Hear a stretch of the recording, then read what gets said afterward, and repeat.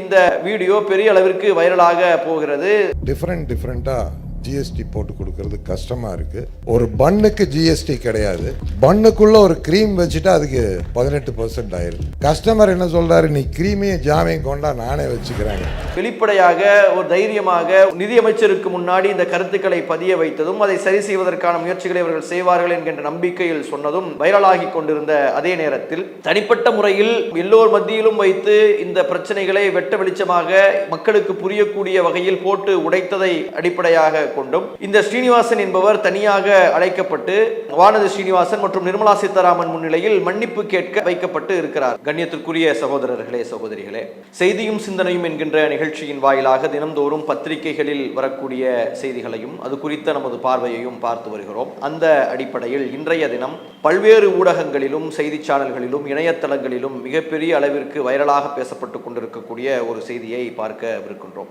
சமீபத்தில் கோவை நகரத்தில் ஜிஎஸ்டி குறித்த கருத்து கேட்பு கூட்டம் என்பது நடைபெற்றது. அதில் அந்த தொகுதியினுடைய எம்எல்ஏவாக இருக்கக்கூடிய வானதி ஸ்ரீனிவாசன் அவர்களும் இந்தியாவினுடைய நிதியமைச்சராக இருக்கக்கூடிய நிர்மலா சீதாராமன் அவர்களும் கலந்து கொண்டு அங்கே கூடியிருந்த மக்கள் மத்தியில் அவர்களுடைய கருத்துக்களை கேட்டுக்கொண்டு இருந்தார்கள். அப்போது அன்னபூர்ணா என்று சொல்லப்படக்கூடிய மக்கள் மத்தியில் புகழ்பெற்ற ஒரு உணவகத்தினுடைய உரிமையாளரும் ஹோட்டல் சங்கங்களினுடைய கௌரவ தலைவராக இருக்கக்கூடிய சகோதரர் ஸ்ரீனிவாசன் என்பவர் தனது கருத்தை பதிவு செய்கிறார். அந்த பதிவு செய்யப்பட்ட கருத்தில் அவர் அந்த ஜிஎஸ்டி விஷயத்தில் இருக்கக்கூடிய குறைகளை பட்டியலிடுகிறார். எந்த அளவிற்கு அவர் பட்டியலிடுகிறார் என்றால், பன்னு என்கின்ற ஒரு பொருளை ஒரு பேக்கரியில் விற்பனை செய்கிறோம். அந்த பன்னுக்கு பேக்கரியில ஒரு கிரீமை தடவி விடுவோமேயானால் அதற்கு கூடுதலான வரி இருக்குது. அப்போ மக்கள் பன்னை நீங்க எங்கிட்ட கொடுத்துருங்க, கிரீமை தனியாக கொடுத்துருங்க, நாங்கள் தேய்ச்சி சாப்பிட்டுக்கிறோம் என்று சொல்லக்கூடிய அளவிற்கு நிலைமை இருக்குது.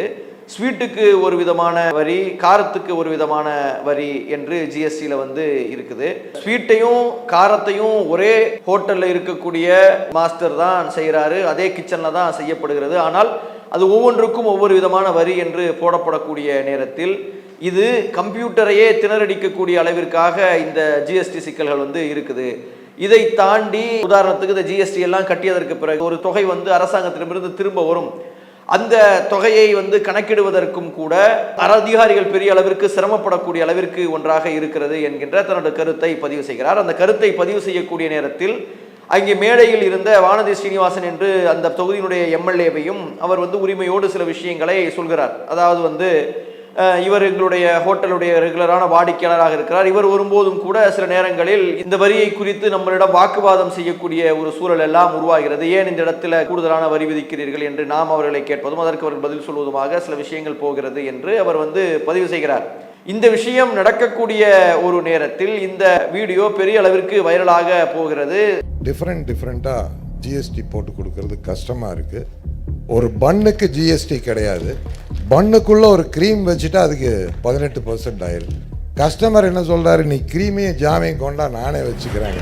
வெளிப்படையாக ஒரு தைரியமாக நிதியமைச்சருக்கு முன்னாடி இந்த கருத்துக்களை பதிய வைத்ததும் அதை சரி செய்வதற்கான முயற்சிகளை அவர்கள் செய்வார்கள் என்கின்ற நம்பிக்கையில் சொன்னதும் வைரலாகி கொண்டிருந்த அதே நேரத்தில் தனிப்பட்ட முறையில் எல்லோர் மத்தியிலும் வைத்து இந்த பிரச்சனைகளை வெட்ட வெளிச்சமாக மக்களுக்கு புரியக்கூடிய வகையில் போட்டு உடைத்ததை அடிப்படையாக கொண்டும் இந்த ஸ்ரீனிவாசன் என்பவர் தனியாக அழைக்கப்பட்டு வானதி ஸ்ரீனிவாசன் மற்றும் நிர்மலா சீதாராமன் முன்னிலையில் மன்னிப்பு கேட்க வைக்கப்பட்டு இருக்கிறார். அவங்க என்ன ஒரு கருத்தை பதிவு செய்றாங்கன்னா, இந்த விஷயத்தை பேசிட்டு போனதிலிருந்து அவர்தான் எங்களிடம் போன் பண்ணி மன்னிப்பு கேட்கணும் என்று அவர் பல தடவை போன் செய்து சொன்னதாகவும், அதற்கு பிறகு அங்கே ஒரு இடத்துல அவரை வைத்து நாங்கள் அவரிடம் அந்த விஷயத்தை பேச அனுமதித்தாகவும் சொல்றாங்க. இப்போ மன்னிப்பு கேட்கணும் என்று அவரே சொல்லி இருந்தால் கூட இதுல மன்னிப்பு கேட்கறதுக்கு என்ன இருக்குன்னு சொல்லிட்டு அந்த விஷயத்தை உங்களால் தவிர்த்து இருக்க முடியும். அப்பாறு தவிர்க்காமல் அவர்களை நீங்கள் அழைக்கிறீர்கள், அழைத்து அவரை கூனி குறுகி உட்கார வைக்கிறீர்கள். நீங்கள் 2 பேரும் அப்படியே ஒரு பெரிய அதிகாரம் படைத்த ராணிகளை போன்று நீங்கள் அமர்ந்திருக்கிறீர்கள். அவர் உங்கள் மத்தியில் அப்படி கூனி குறுகி உங்களிடம் மன்னிப்பு கேட்கிறார். சரி, இது உங்களுக்கு இடையில நடந்து க்ளோஸ்ட் ரூம்ல நடந்த ஒரு விஷயம். இந்த விஷயத்தை வீடியோ எடுத்து பொதுமக்கள் மத்தியில் பரப்பி ஒரு பெரிய அளவிற்கு அந்த நபரை அவமானப்படுத்தியும் இருக்கிறீர்கள். இந்த விஷயத்தில் வானதி மற்றும் இந்த ஸ்ரீனிவாசன் அவர்களுக்கு இடையில நடந்ததற்கு பிறகு இது குறித்து அண்ணாமலை அவர்கள் லண்டன்ல படிக்கிறதை விட்டுட்டு மன்னிப்பு கேட்கக்கூடிய ஒரு வேலையை அவர் செய்திருக்கிறார். இந்த கட்சிக்கு இங்க என்ன செல்வாக்கு இருக்கிறது என்பதை தாண்டி ஜிஎஸ்டி என்கின்ற ஒரு பிரச்சனையில் இவ்வளவு பெரிய அளவிற்கு ஒரு நபர் அவமானப்படுத்தப்பட்டிருக்கிறார். இங்கே இருக்கக்கூடிய வணிகர்களினுடைய பிரதிநிதியாக அவர் பேசியிருக்கிறார். அவருடைய பின்புலம் நமக்கு தெரியவில்லை, அவர் எந்த கொள்கை உடையவர் என்று நமக்கு தெரியவில்லை. ஆனால் அவர் சொன்ன சில விஷயங்கள் உண்மையானதாக இருக்குது. அப்போ உங்கள் முன்னிலையில் உண்மையை பேசுவார்களே, ஆனால் அவர்களை நீங்கள் அனுமதிக்க மாட்டீர்களா? அவர்களை நீங்கள் இப்படிதான் கூப்பிட்டு மிரட்டுவீங்களா என்கின்ற கேள்வி என்பது இங்கே கொண்டு இருக்கிறது. அப்ப ஜிஎஸ்டி என்கின்ற இந்த விஷயத்தில் எத்தனை பிரச்சனைகள் இன்னைக்கு நாடு சந்தித்து கொண்டு இருக்குது. ஜிஎஸ்டி என்கின்ற ஒரு நடைமுறையை பல நாடுகள் அறிமுகப்படுத்தியதற்கான காரணம் என்ன? ஆரம்பத்தில் பிரான்ஸ் என்கின்ற ஒரு நாட்டில் இந்த ஜிஎஸ்டி என்பது அறிமுகப்படுத்தப்படுகிறது. அறிமுகப்படுத்தப்பட்ட சில ஆண்டுகள் அதுல பொருளாதார மந்தநிலை இருந்தாலும் கூட அதற்கு பிறகு எல்லா நாடுகளும் வளர்ச்சி பாதையை நோக்கி சென்றதற்கு பிறகு இந்தியா என்கின்ற நாடு மட்டும் பல ஆண்டுகள் ஆனதற்கு பிறகும் இன்னும் வளர்ச்சி பாதையை நோக்கி செல்ல முடியாத அளவிற்கு மிகப்பெரிய அளவிற்கு நெருக்கடிகளை சந்தித்து கொண்டு இருக்குது. நீங்கள் 4 ஸ்லாப்ல வரி விதிக்கிறீர்கள். 5%, 12%, 18%, 28% என்று வரிகளை விதித்து இங்கு இருக்கக்கூடிய சிறு குறு தொழில்களை ஒட்டுமொத்தமாக காலி செய்து விட்டீர்கள். எந்த பகுதியில் நீங்கள் இருந்து தேர்ந்தெடுக்கப்பட்டீர்களோ அந்த வானதி சீனிவாசன் தேர்ந்தெடுக்கப்பட்ட கோயம்புத்தூர், திருப்பூர், அது சுற்றி இருக்கக்கூடிய அந்த பகுதிகளில் மிகப்பெரிய அளவிற்கு வணிகங்கள் பாதிக்கப்பட்டு இருக்கிறது. குறிப்பாக சொல்ல வேண்டுமேயானால் திருப்பூர் போன்ற பகுதிகளில் நெசவாலை தொழில் என்பது மிகப்பெரிய அளவிற்கு பாதிக்கப்பட்டு இங்கு இருக்கக்கூடிய முக்கியமான தொழிலாக இருக்கக்கூடிய அந்த பனியன் தொழில்கள் இன்னைக்கு பங்களாதேஷை நோக்கி சென்று இருக்கிறது. இன்னைக்கு பங்களாதேஷ்ல அங்க பெரிய பிரச்சனை நடந்திருக்கக்கூடிய ஒரு சூழலில் கூட முழு வீச்சில் இங்கே மீண்டும் தொடருமா என்கின்ற அளவிற்கான சிக்கல்கள் இருந்து கொண்டு இருக்கிறது. ஏழைகள் சாப்பிடக்கூடிய உணவுகளில், தோசைகளில், அரிசிகளில் நீங்கள் ஜிஎஸ்டி வரியை விதிக்கிறீர்கள். சமீபத்தில் ஆக்ஸ்வாம் என்று சொல்லக்கூடிய ஒரு நிறுவனம் தாக்கல் செய்திருக்கக்கூடிய அறிக்கையில் என்ன சொல்கிறது என்றால், இந்தியாவில் வசூலிக்கப்படக்கூடிய வரியில் ஏறக்குறைய 64% ஜிஎஸ்டி வரி ஏழைகள், இந்தியாவில் இருக்கக்கூடிய 50% ஏழைகளிடமிருந்து 14.83 லட்சம் கோடி ரூபாய் வசூலிக்கப்படுகிறது. இது ஒட்டுமொத்தமாக வசூலிக்கப்படக்கூடிய வரியில் 64% வரியை நீங்கள் ஏழைகளிடமிருந்து வசூலிக்கிறீர்கள். அடுத்து நடுத்தர வர்க்கத்திடமிருந்து ஏறக்குறைய 33% வரியை நீங்கள் வசூலிக்கிறீர்கள். 4.9 லட்சம் கோடி நடுத்தரத்தில் இருக்கக்கூடிய 40%இருந்து இது வசூலிக்கப்படுகிறது. அப்போ அதாவது 50% பிளஸ் 44% என்று எடுத்துக்கொண்டால் ஏறக்குறைய 96% இருக்கக்கூடிய ஏழைகளிடமிருந்தும் நடுத்தர வர்க்கத்திடமிருந்தும் சுமார் 97% வரி என்பது விதிக்கப்படுகிறது. ஆனால் இங்கே இருக்கக்கூடிய 10% இருக்கக்கூடிய பணக்காரர்களிடமிருந்து நீங்கள் வசூலிக்கக்கூடிய தொகை என்பது எவ்வளவு இருக்குதுன்னு சொல்லி பார்த்தீங்கன்னு சொன்னா வெறும் 3% மட்டும் நீங்கள் வசூலிக்கிறீர்கள். அப்போ 90% இருக்கக்கூடிய ஏழைகள் மற்றும் நடுத்தர வர்க்கத்திடமிருந்து 96% வசூலிக்கப்படுகிறது. 10% இருக்கக்கூடிய பணக்காரரிடமிருந்து வெறும் 3% வசூலிக்கப்படுகிறது என்றால் இது என்ன அநியாயம்? 44,000 கோடி வசூல் பண்றீங்க. லட்சக்கணக்கில் சம்பாதிக்கக்கூடிய பெரும் பணக்காரர்களிடமிருந்து நீங்கள் வசூலிக்கக்கூடிய தொகை வெறும் 44,000 கோடி. அரிசி, பருப்பு, சோறு, முட்டை என்று வாங்கி தின்னக்கூடியவர்களிடமிருந்து நீங்கள் வசூலிக்கக்கூடிய தொகை என்பது 96%, சுமார் 16 லட்சம் கோடியை நீங்கள் அவரிடமிருந்து வசூலிக்கிறீர்கள். அப்போ இந்த வரி என்பது ஏழைகளிடமிருந்து வசூலிக்கப்படக்கூடிய வரியாக இருக்கிறது. பிச்சைக்காரர்கள் கூட ஒரு 5 ரூபாய்க்கு, ஒரு 10 ரூபாய்க்கு ஒரு தோசையை வாங்கி உண்பார்களே, ஆனால் அதிலும் கூட நீங்கள் வரியை விதிக்கிறீர்கள். ஏழைகளுடைய கைகளில் இருந்து வரியை பிடுங்கக்கூடிய ஒரு டாக்ஸ் டெரரிசத்தை இங்கே நீங்கள் செய்து கொண்டு இருக்கிறீர்கள். இதை ஒரு மனிதர் தைரியமாக சொல்கிறார். அவர் கூட என்ன சொல்றாருன்னு சொல்லி கேட்டா, அதுல இருக்கக்கூடிய காம்ப்ளெக்சிட்டிஸை குறைக்கணும் என்கின்ற ஒரு கோணத்தை தான் சொல்றாரு. ஆனால் எப்படி நீ இந்த விஷயத்தை சொல்ல போச்சு? எப்படி இந்த விஷயத்தை நீங்கள் எல்லாரும் முன்னாடி வச்சு சொல்ல போச்சு? நீங்க சொல்லக்கூடிய விஷயங்களை கேட்டு அங்க இருக்கக்கூடியவர்கள் எல்லோரும் சிரிக்கிறார்கள்.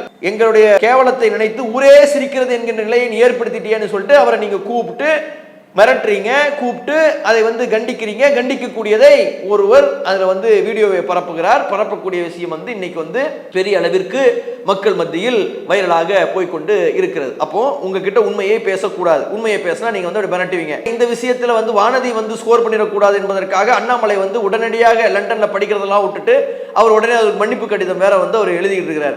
ஏன்?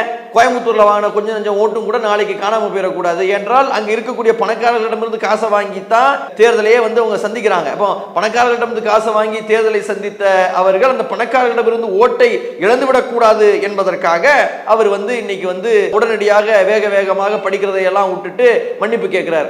ஏன் இன்னைக்கு நீங்க ஆக்டிங் தலைவராக கூட நீங்க இல்லையே, இங்க இருக்கக்கூடிய விஷயங்களை பார்ப்பதற்காக ஏற்கனவே ஒரு குழுவை அமைத்திருக்கிறீர்கள். அந்த குழுவில் இருக்கக்கூடிய எஸ்ஆர் சேகர் கூட இன்னைக்கு மேடையில் இருக்கிறார். அவர் எப்படி அந்த மேடையில் வந்தாருன்னு தெரியல. ஒரு ஜிஎஸ்டி குறைகேட்பு கூட்டத்தில் யார் இருக்கலாம்? மேடையில் ஒரு எம்எல்ஏ இருக்கலாம், ஒரு நிதி அமைச்சர் இருக்கலாம், அங்க இருக்கக்கூடிய அதிகாரிகள் இருக்கலாம். பிஜேபியினுடைய மாநில பொருளாளர் எப்படி அந்த இடத்துல உட்கார்ந்தாருன்னு தெரியல. அவர் எதுவும் ஜிஎஸ்டி அமைப்புல ஏதாவது பொறுப்புல இருக்கிறாரா என்று நமக்கு தெரியல. அவர் எப்படி மேடையில் உட்கார வச்சுங்கன்றதே முதல்ல கேள்வி. அப்ப அரசியல் சார்ந்த ஒரு நிகழ்ச்சியை செய்து ஸ்கோர் பண்ணலாம் என்று வானதி ஸ்ரீனிவாசன் உள்ளிட்ட நபர்கள் முயற்சிக்கக்கூடிய நேரத்தில் அது அவர்களுக்கு பேக் ஃபயர் ஆகிறது. பேக் ஃபயர் ஆகக்கூடிய ஒரு விஷயத்தில், அந்த விஷயத்தில் மிகப்பெரிய வீரதீரர் என்கின்ற ஒரு பெயரை வானதியோ அல்லது நிர்மலா சீதாராமனோ வாங்கிடக்கூடாது என்பதற்காக அண்ணாமலை உடனடியாக மன்னிப்பு கேட்கக்கூடிய ஒரு சூழல் வருகிறது. இன்னொரு கோணத்தில் சொல்றாங்க, நிர்மலா சீதாராமனிடம் நல்ல பெயரை வாங்குவதற்காக அண்ணாமலை இப்படிப்பட்ட ஒரு விஷயத்தை பண்ணுகிறார் என்கின்ற ஒரு பேச்சும் சொல்லப்படுகிறது. எதுவாக இருந்தாலும் நீங்கள் அரசியல் செய்வதை விட்டுவிட்டு மக்களுக்கு நல்லதை செய்வதற்கு முயற்சி செய்யுங்கள். ஜிஎஸ்டி என்கின்ற இந்த கொடுமையில் இருந்து மக்கள் காப்பாற்றப்பட வேண்டும். நீங்கள் விதிக்கக்கூடிய வரியினால் இன்னைக்கு பல தொழில்கள் எழுந்திருத்து நிற்க முடியாத ஒரு நிலை என்பது இருந்து கொண்டு இருக்கிறது. சீரான ஒரு வரியை கொண்டு வாருங்கள். ஜிஎஸ்டி என்பது இந்த நாட்டினுடைய சாபக்கேடாக மாறி இருக்கக்கூடிய ஒரு சூழல் என்பது இருக்குது. இதுல ஒரு பத்திரிகை எழுதலாம், எவ்வளவு பெரிய பெருமையாக எழுதுறான்னு சொல்லி சொன்னா, இந்த ஜிஎஸ்டியை கொண்டு வந்துட்டாங்க பிஜேபின்னு சொல்லிட்டு ஒரு பத்திரிகை எழுது. அந்த பத்திரிகையோட பேர் சொல்வதற்கு நமக்கு அவமானமா இருக்குது. அந்த பத்திரிகை சொல்லுது, இதுவரை 33 தடவை இந்த ஜிஎஸ்டி கவுன்சில் கூட்டம் கூட்டப்பட்டு 900க்கும் அதிகமான மாற்றங்கள் செய்யப்பட்டிருக்கு. இது என்ன பெருமைப்படக்கூடிய விஷயமா? கேவலமா இல்ல? ஒரு ஜிஎஸ்டி என்கின்ற ஒரு வரி விதிப்பை கொண்டு அதுல 900 மாற்றங்களை கொண்டு வரீங்கன்னா நீங்க என்னத்துக்கு ஜிஎஸ்டி வரி விதிப்பை நீங்க கொண்டு வந்தீங்க? ஆரம்பத்தில் கொண்டு வரக்கூடிய நேரத்திலே அதை ஒழுங்காக கொண்டு வர முடியாதா? அதைத்தான் ஆரம்ப காலத்தில் இருந்தே காங்கிரஸ் கட்சியும் சிதம்பரம் அவர்களும் தொடர்ச்சியாக விமர்சித்துக் கொண்டிருக்காங்க. நீங்க அவசர கதியில் சட்டத்தை கொண்டு வந்தீர்கள். எவ்வாறு நீங்கள் அவசர கதியில் சிலையை திறந்து அந்த சிலை இடிந்து விழுந்ததோ அவ்வாறே நீங்க அவசர கதியில ஜிஎஸ்டியை கொண்டு இன்னைக்கு ஜிஎஸ்டி 900 மாற்றங்கள், 1000 மாற்றங்கள், 2000 மாற்றங்களும் போய்கிட்டே இருக்கும். இன்னும் இதில் இருக்கக்கூடிய பிரச்சனைகள் தீரப்போவதில்லை. இந்த மக்கள் இந்த ஜிஎஸ்டினால் இன்னும் பாதிக்கப்பட்டிருக்கக்கூடியவர்களாகத்தான் இருப்பார்கள். அறிவியலை நம்பக்கூடியவர்களாக, பொருளாதாரத்தை தெரிந்தவர்களாக அந்த பிஜேபியில் இருக்கக்கூடியவர்கள் இருந்தால், ஆட்சியில் இருக்கக்கூடிய மக்கள் இருந்தால், இங்கு இருக்கக்கூடிய மக்களுக்கு ஏதாவது நன்மை இருக்கும். பொருளாதாரமும் தெரியாது, அறிவியலும் தெரியாது, இவர்கள் தான் இன்னைக்கு ஆட்சியை செய்கிறார்கள் என்றால் இந்த மக்களும் இந்த நாடும் எவ்வாறு நன்மை அடைவார்கள் என்கின்ற கேள்விதான் இதில் இருந்து வருகிறது. ஆகவே இந்த விஷயத்தில் உண்மையை மக்களுக்கு உறக்கச் சொல்வதற்கு விரும்பக்கூடியவர்களுடைய குரல் வலையை நெரிக்காதீர்கள் என்று சொல்லிக்கொண்டு இந்த செய்தியும் சிந்தனையும் முடித்துக் கொள்கிறோம். அல்ஹம்துலில்லாஹ். அஸ்ஸலாமு அலைக்கும் வரஹ்மத்துல்லாஹ். இஸ்லாம் மற்றும் சமுதாய செய்திகளை அறிந்து கொள்ள தமிழ்நாடு தௌஹீத் ஜமாஅத் யூடியூப் பக்கத்தை உடனடியாக சப்ஸ்கிரைப் செய்து கொள்ளுங்கள். மேலும் பெல் பட்டனையும் கிளிக் செய்து கொள்ளுங்கள்.